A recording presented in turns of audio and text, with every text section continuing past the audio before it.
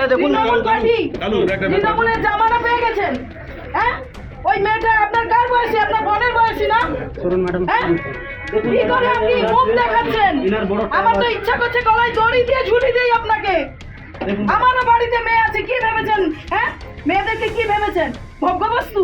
হ্যাঁ, ভোগ্যবস্তু। মেয়েরা পড়াশোনা করবে না, রাস্তায় যাবে না, মমতা দিদি 8টার পরে বাড়ি থেকে বেরোবে না? হ্যাঁ, কি ভেবেছেন? হ্যাঁ, কি হচ্ছে?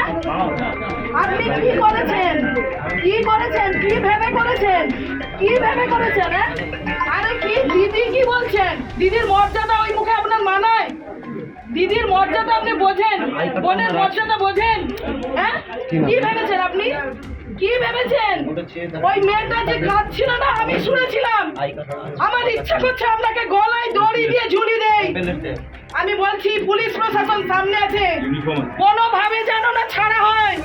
আমি বলে না, গলায় দড়ি দিয়ে ঝোলান, ফাঁসি দিন, ফাঁসি দিন। আমি দেখে নেবো, যতদূর যেতে হয় আমি যাব। আমি যাব, ওই মেয়েটার জন্য আমি লড়বো। আমি বলে দিলাম আপনাকে, আপনার চাকরি থাকে কি করে আমি দেখবো। আপনি আপনার চাকরি থাকে কি করে আমি সেটা দেখবো আপনাকে। বাপরে, আরে দাদা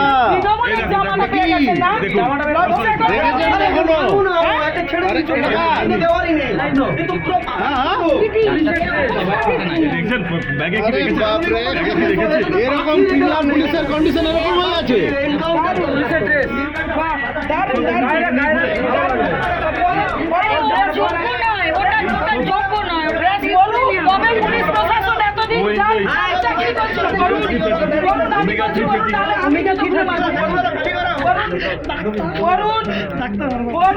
আমি জুতো খুলে মারবো, বলুন। বিশ্বজিৎ কলঙ্ক, আপনার মা বাবার সন্তান, আপনি কলঙ্ক। মুখ দেখাচ্ছেন কি করে? আমি হলে গলায় দড়ি দিয়ে দিতাম, মুখ দেখাচ্ছেন কি করে? হ্যাঁ, ওই মেয়েটা কান্নাকাটি করছিল, আমি সেটা শুনেছিলাম। আমাকে শুনতে হবে আজকের এই বর্তমান সমাজে এসে। হ্যাঁ, যদি আপনি কোনো আপনাকে খেতে বলেছে কেন? খেতে বলেছে আপনাকে কিসের জন্য খেতে বলেছে? ছি, আপনি রক্ষক, হ্যাঁ, আপনি রক্ষক। গলায় ঝুলান, দেখুন, সবাই দেখুন। হ্যাঁ, আপনি আইনের রক্ষক। একটা ওই বাচ্চা মেয়ের গায়ে আপনি হাত দিয়েছেন। আপনি কোন জায়গায় গেছেন? কোন জায়গায় গেছেন? হ্যাঁ, আপনি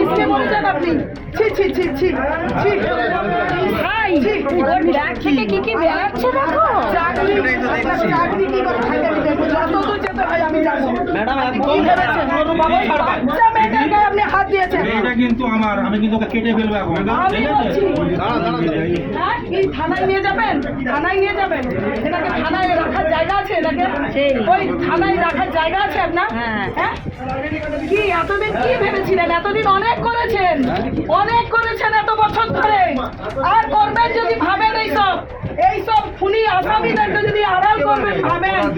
আমি বলছি অপরাধী নয়, খুনি। মানে একদম একে কি ফাঁসি দিলেও আমার শান্তি হবে না, আমার শান্তি হবে না, আমি বলে দিচ্ছি। হ্যাঁ, এতদিন অনেক করেছেন আপনারা। সেই জামানা ভুলে যান, তৃণমূলের জামানা ভুলে যান।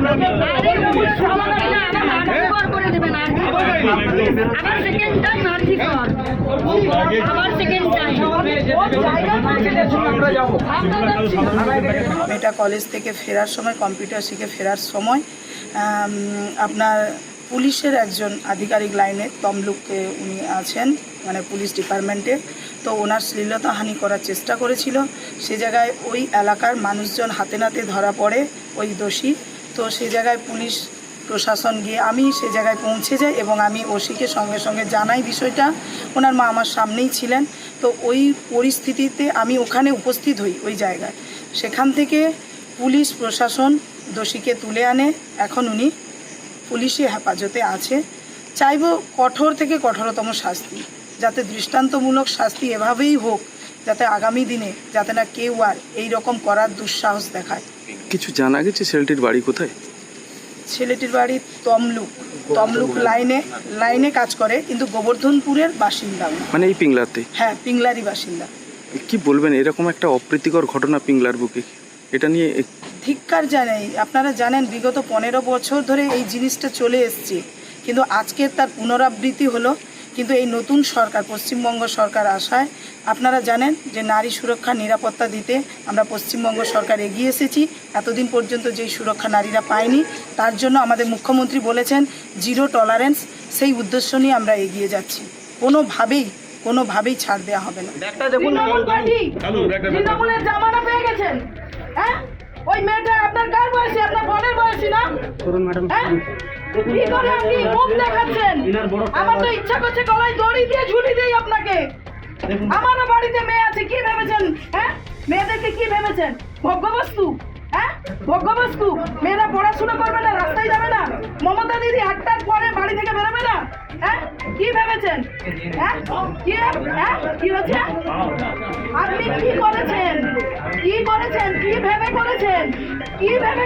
হ্যাঁ, আরে কি দিদি কি বলছেন? দিদির মর্যাদা ওই মুখে আপনার মানায়? দিদির মর্যাদা আপনি বোঝেন? বোনের মর্যাদা বোঝেন? হ্যাঁ, কি ভেবেছেন আপনি? কি ভেবেছেন? ওই মেয়েটা যে কাঁদছিল না, আমি শুনেছিলাম। আমার ইচ্ছা করছে আপনাকে গলায় দড়ি দিয়ে ঝুলি দেই।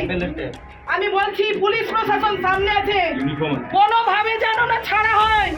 আমি বলে না, গলায় দড়ি দিয়ে ঝোলান, ফাঁসি দিন। আমি দেখে নেবো, যতদূর যেতে হয় আমি যাব। ওই মেয়েটার জন্য আমি লড়বো। আমি বলে দিলাম আপনাকে, আপনার চাকরি থাকে কি করে আমি দেখবো। আপনি আপনার চাকরি থাকে কি। আমাদের ভিডিও ভালো লাগলে লাইক এবং শেয়ার করুন। কমেন্ট সেকশনে গিয়ে জানান আপনাদের মতামত। আরও ভিডিও পেতে আমাদের চ্যানেল সাবস্ক্রাইব করুন এবং প্রতি মুহূর্তে খবরের আপডেট পেতে প্রেস করুন বেল আইকন।